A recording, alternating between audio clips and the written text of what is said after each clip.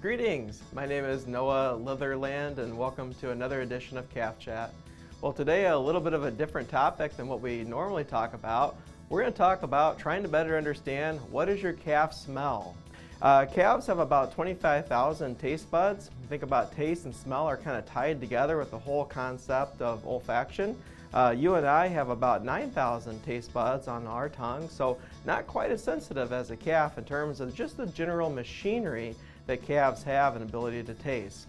The genome for bovine olfaction has been fully studied in terms of defining the genes that are involved in olfaction in cattle, and that was done by Lee back in 2013. So we actually know a fair amount about the genetics of how cows and calves smell, but maybe it's important to kind of explore the more practical side of what we're thinking about whenever calves are smelling different things.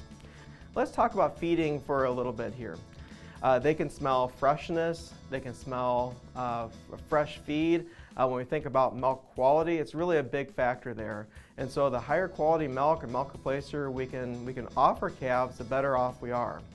The opposite would be if milk is being degraded from a quality standpoint. We know factors like biogenic amines are a problem in haylage for cows.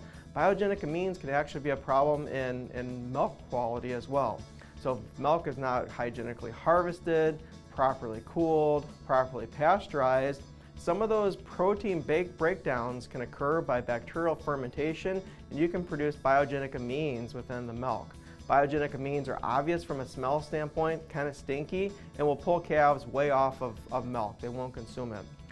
Whenever calves are fed with a bottle, that's a little bit more forgiving. They can't quite use their sense of olfaction as easily as they can in a bucket. So if milk is a little bit off and you're feeding in buckets, calves are going to tell you right away, whereas calves may be a little slower to tell you that something's off when they're fed through a nipple bottle.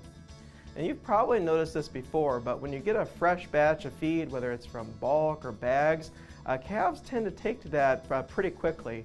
And as the feed kind of ages over time, still very palatable, but doesn't have that quite same fresh flavor or smell that we get whenever we mix feed fresh. And so that's an important reminder to make sure that we have delivery size appropriately sized for the farm so the feed can stay fresh as much as possible. And make sure when you think about how you're feeding calves that you keep feed in the starter grain bowl or pail as fresh as possible, and changing that out readily to keep that feed fresh, because we know calves are going to smell that and be driven to consume that fresher feed. When we're stressed, we release some fear hormones that animals can kind of pick up on. So if you're having a bad day and you're kind of seeing your calves are picking up on that, they kind of are. And so it's kind of always important that when we're working with livestock, we kind of keep that in mind as well. And maybe something to talk to your employees about as well. When the calf is born, it is really doing a lot of sensing of it in its environment in the first few hours after it's born. Mom and baby are having a lot of communication, kind of going back and forth, and sometimes we call that imprinting. I wanted to tell you a brief story about a little study that I did back in graduate school. I had a great behavior professor named Rod Johnson, and he had his students in this behavior class that I was in do kind of a fun experiment. And this is a pig story, so bear with me. What we did was we had some sows in a farrowing crate that had given birth to a bunch of piglets, and they would nurse about every hour or every 2 hours or so. And so what we did was we marked all the little piglets with a number, and then we also numbered her teats. Each piglet would go to its kind of preferred teat, latch on and drink. A couple minutes later they go and rest.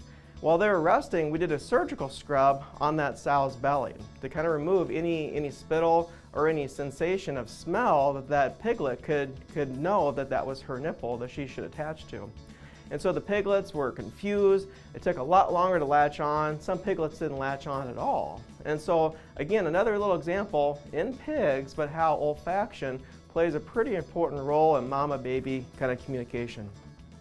The last concept we wanted to talk about is just kind of hygiene. I think animals have a desire to live in a hygienic environment to a degree. From a housing standpoint, calves crave fresh air. If you've ever been in a barn that's been closed up for a while and then you roll the curtains down, a lot of fresh air to come in, it's amazing how cattle respond to that. They often get up, Their noses are up in the air, they're enjoying the fresh air. And so they're telling you that they love fresh air within their environment.